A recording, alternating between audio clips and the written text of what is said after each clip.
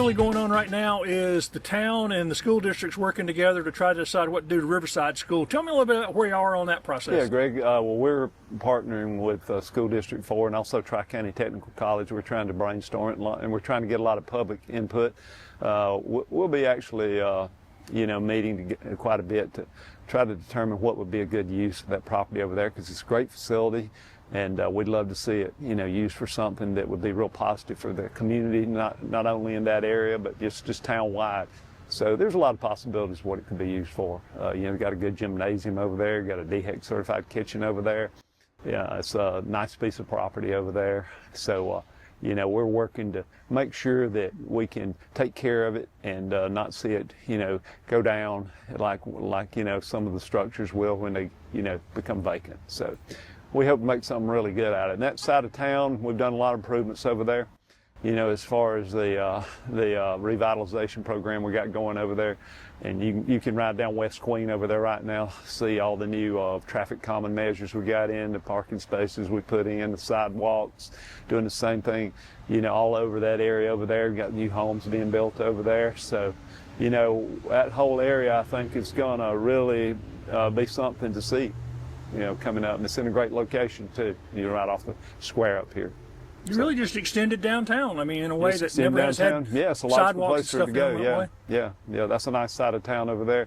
And I think what's going on with the revitalization is something that needed to be done. It was long overdue.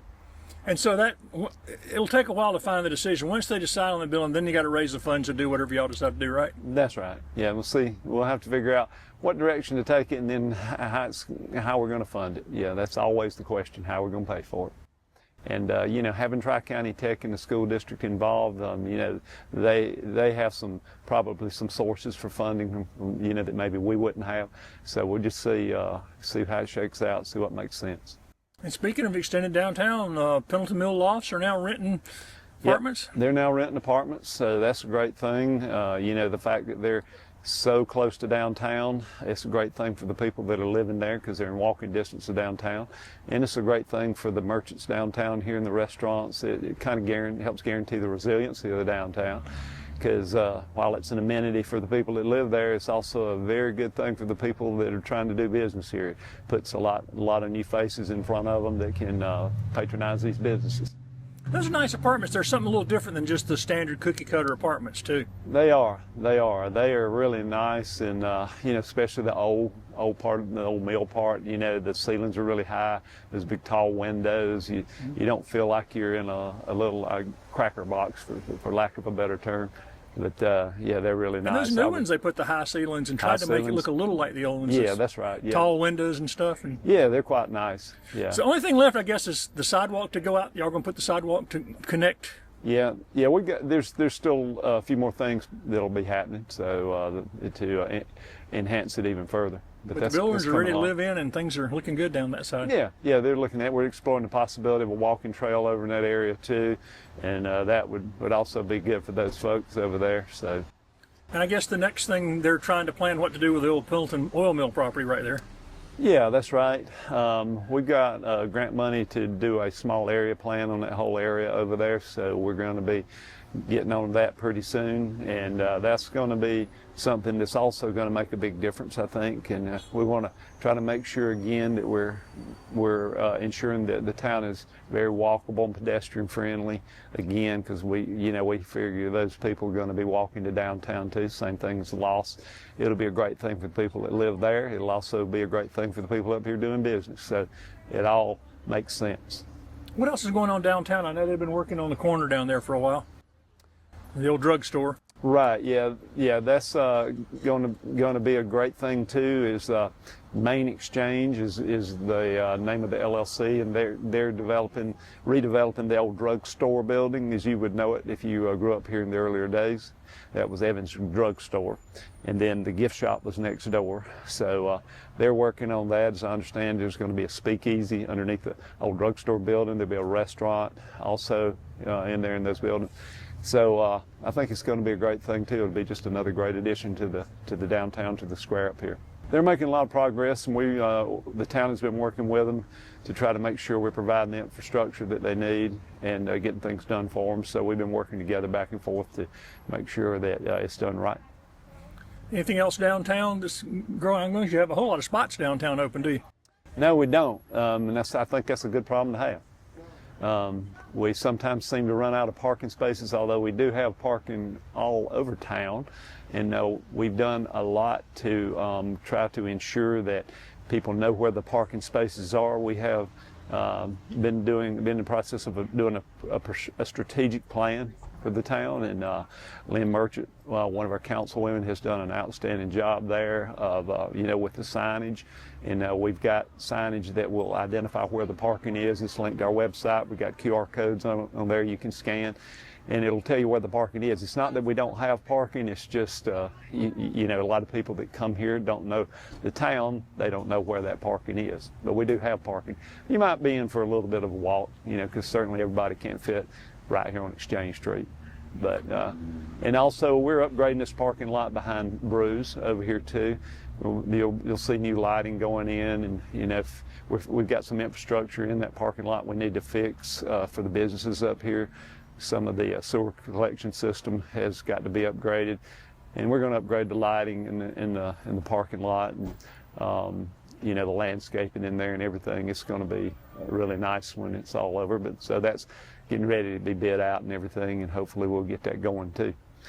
And also we're working on the TIF district still. We had a nice session last night, a drop in from 6 to 8 over at the Pendleton Elementary School cafeteria, and we received a lot of public input. Probably 100 people or more were there. So we're working to get that off the ground and come up with a good plan for that everybody feels comfortable with. So and I think we've talked about this a little before. I know there's been a lot of people talking about the ordinances and governance of downtown, looking at zoning and ordinances downtown about signage and other stuff. Y'all are revising that stuff now? We're doing what's called a UDO.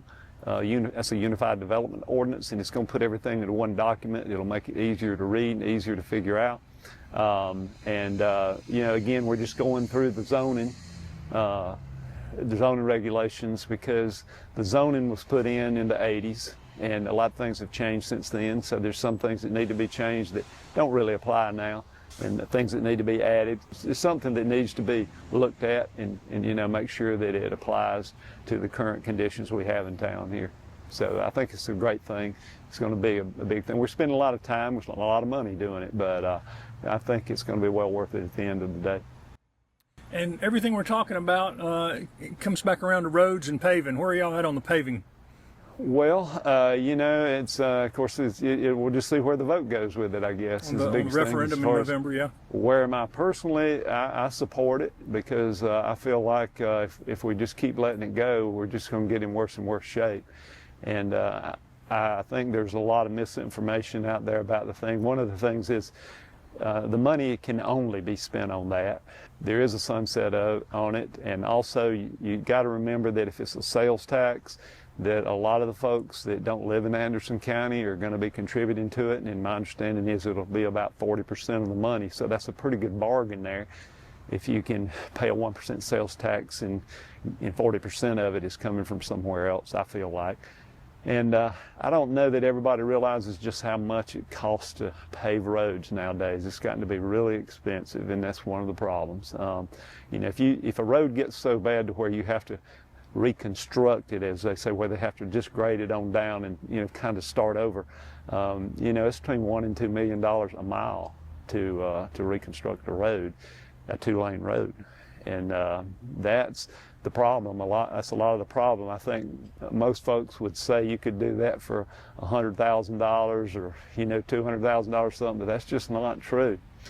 And there are a lot of road miles here in Anderson County, so we'll benefit from it surely here in Pendleton some, and so will all the other municipalities. But more than that, the whole county is going to benefit by getting this done. And I know people don't like to pay an additional tax, and I get that. I don't either.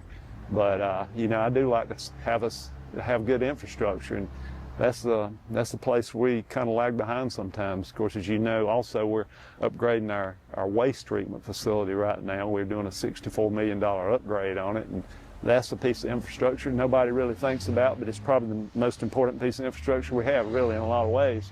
So we're taking it from a 2 million gallon per day plant to 5 million gallon per day, and that's because of the growth we're seeing all around us here.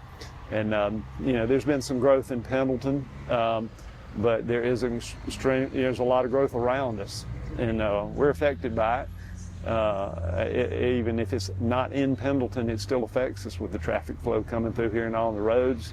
You know, we've got to keep these roads in better shape, I feel like. So I think we need to spend the money on the roads and the bridges, certainly. You know, you've seen recently where they've had problems with bridges and one of them collapsing in Pickett County and so on. So that's something I think is well worth the money to me. You know, it's not going to fix itself. And you guys had an input, Pendleton had an input on which roads here were important to get on that list? We did. Yeah, we did. So we were able to appoint someone to commission, and that was a great thing for us. It's made a big difference. Then, you know, our guys done a great job being on there, and you know, it's been a good thing for us. And I think I could say it'll be a good thing for the whole county.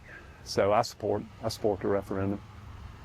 And of course, this also raises the public safety issues, the police on the roads and the fire departments on the roads and those kind of things. Your police department added a new officer, am I right? Yeah, we've added a couple new officers, so we're trying to get to the point where we can go 24/7 eventually. But you know, we can't do it all at once, you know, with the money we have, but we're trying to get there.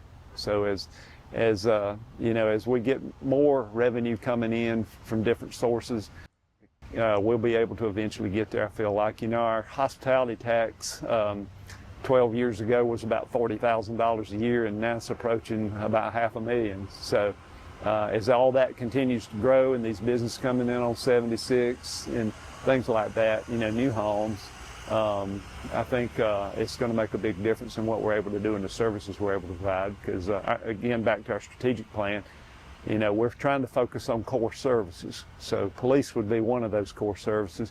The other thing would be public works. We want to try to improve public works and bring it up to a higher level of service. And, you know, we still need some more equipment there and some more staff. So we're working to try to get there with that as well.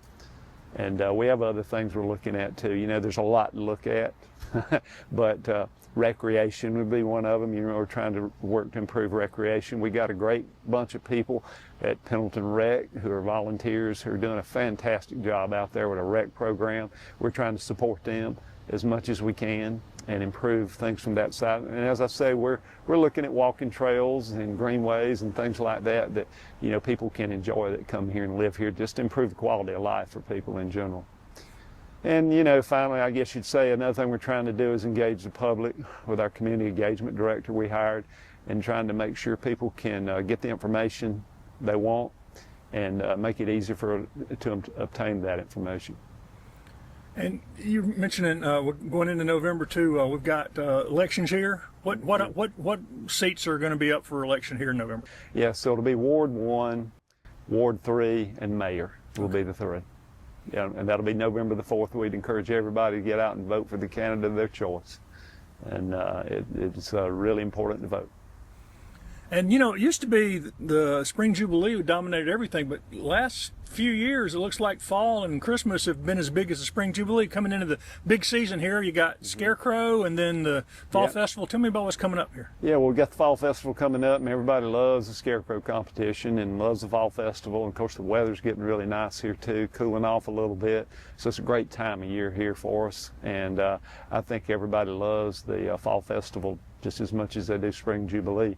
It's a good thing for the downtown, for the exposure of the downtown here and the merchants down here and the whole town in general. It's a lot of fun, a lot of music and entertainment, and just a great time for everybody. And you move from that right into the Christmas season, and the Christmas market's become bigger and more popular every year, hasn't it? Yeah, it has, yeah, and we're continuing that again, so hopefully it's going to just get better and better. And when's the Christmas parade this year, do you know? I don't know the exact date, I couldn't tell you. Y'all do y'all's on Sunday though, right? Yes, sir. I think we're going to move the time to be a little bit later, but yeah, it'll be on Sunday for sure. And the big tree will go up before Thanksgiving? The big tree will go up before Thanksgiving.